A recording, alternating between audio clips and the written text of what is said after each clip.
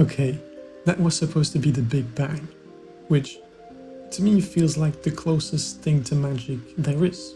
I mean, your mom finding a lost item in your room just after 30 seconds is a close second, but still, during my pursuit of the perfect magic system, I learned a couple of things. One of which is that there is no perfect magic system. Secondly, I learned all about hard magic and soft magic, low magic and high magic. But I suspect that if the algorithm has pushed this video towards you, you already know just as much as I do about magic, and I will skip over the repetitive explanations. With that said, let's dive straight into my perfect magic system. Imagine our universe. Did you imagine it a flat disk? Well, you should. A flat disk, floating, made of cloth, and constantly moving like a wave. What the hell is even that? Now imagine two of those universes. Daddy, chill. Imagine them stacked above each other with a thin layer between them, preventing them from touching. This layer between is stretchy. It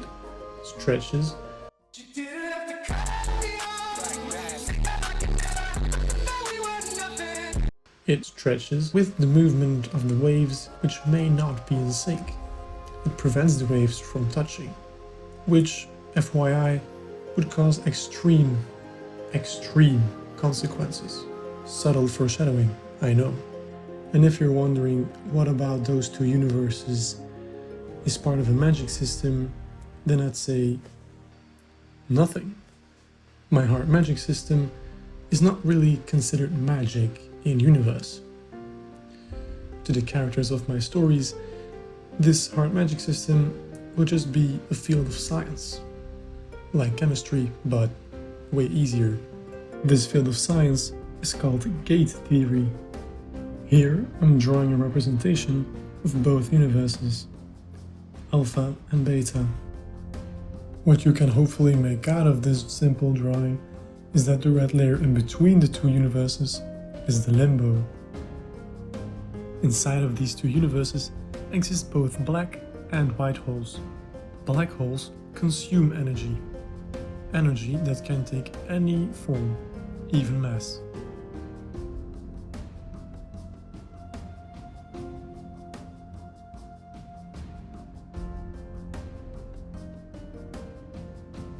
White holes, on the other hand, don't consume this energy, but spew it out.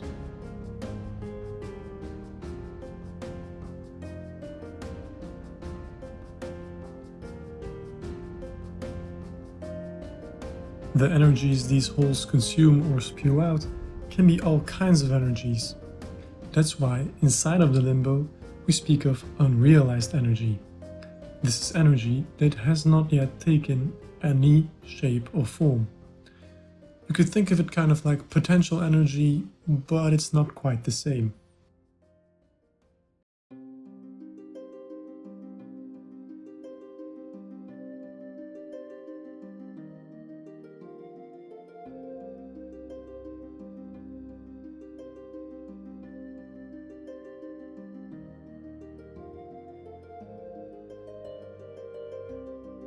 Now, the way this all works is as follows. A black hole consumes any kind of energy and turns it into unrealized energy. This unrealized energy is then stored inside of the limbo. Afterwards, a white hole, anywhere inside of the two universes, spews out this unrealized energy, in the process turning it into a known form of energy. The process of consuming this energy is called severance, and the process of spewing it out is called synthesis. Now, onto the real magic. A gate is a metaphysical organ present in all life forms. I have no real idea of how they'll open and close or how it will look like, but I do know that the more open it is, the more unstable it will be.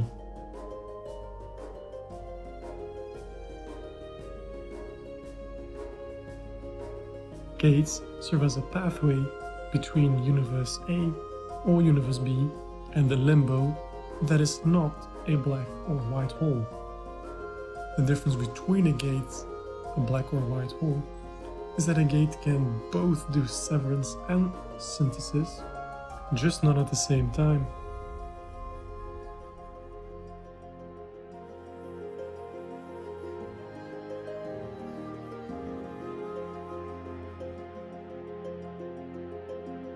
Sentient life.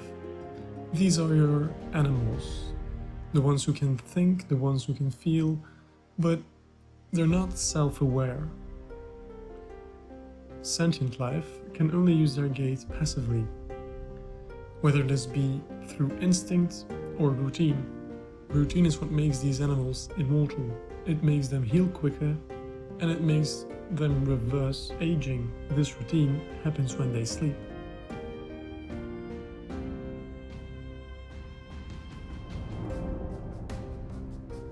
Sapient life has both this passive gate control as well as active gate control.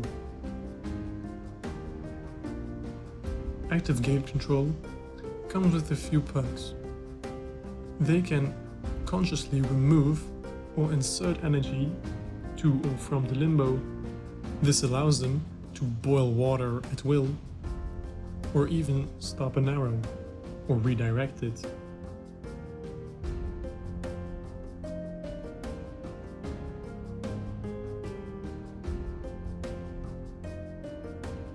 However, not all is sunshine and rainbows, for their immortality comes with a big asterisk.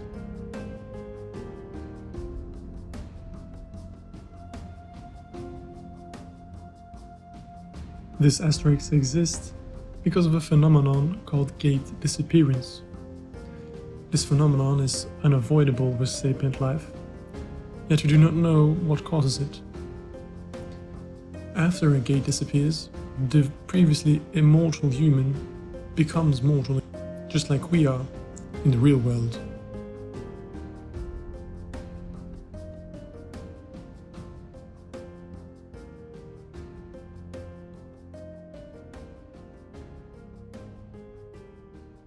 I hope you can see why my heart magic system is referred to in universe as a field of science. This field of science is called gate theory, as previously mentioned, focuses on two phenomena: the removing of energy and the introducing of energy, which is severance and synthesis respectively. Limits there are none of, but requirements there is one. You have to understand the system you're manipulating. You don't just stop an arrow by looking at it and thinking stop and then opening your gate. No, to stop the arrow, you have to understand what's moving it, the forces that are making it head towards you. Once you do, you can open your gate and manipulate that energy by either consuming all of it through severance, countering it with synthesis, or simply diverting its path, making it miss its mark. One thing I remember from my research is that a magic system is only as good as its cost, or its consequences. For this hard magic system, my consequences include a torn gate. Tearing your gate from overuse means you reach the end. A torn gate cannot heal, it will only kill you over time. Tearing it more afterwards will only speed up the process of sickness, memory loss, apathy, insanity, and eventually, unavoidably, death.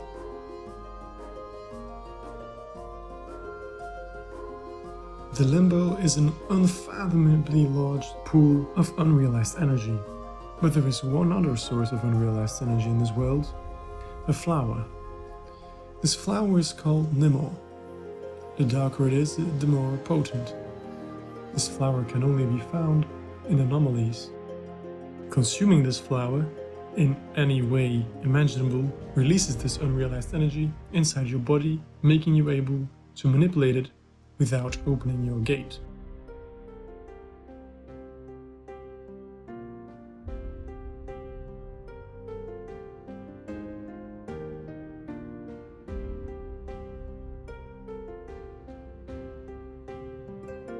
An anomaly is an area around a tear in reality.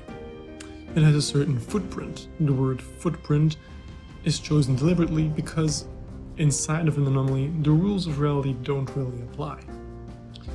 A footprint of an anomaly, which is its effect on the real world, can only be 10 square meters. But inside of the anomaly, a whole new planet can reside. Figure of speech, of course.